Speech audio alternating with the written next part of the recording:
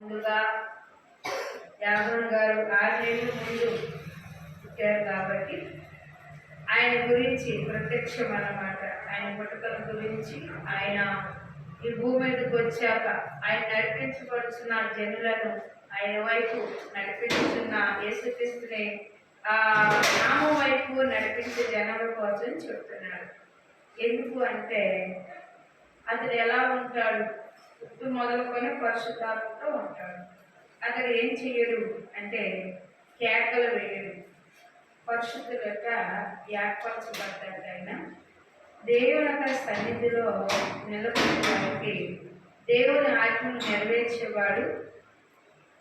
అతని కేక కూడా బయటికి వినబడదు, అడగడు అని రాయబడు. ఎంత సున్నితంగా ఉంటాడు యేసు వైపు అంటే ముందు అతడు దిద్దుకుంటాడంట, తన ప్రవర్తన అంతా దిద్దుకుంటాడని రాయడు. అందుకే అతని మీద ఉంది అతడు నాకు ఉంచెను, అతడు అన్ని జనులకు న్యాయం.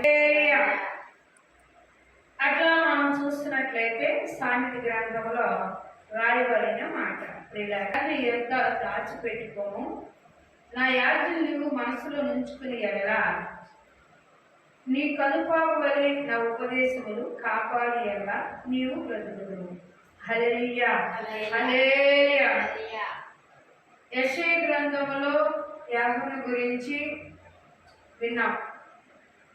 సామెతల గ్రంథంలో మరి రాస్తున్న సొలొమోను గురించి కూడా వింటాం.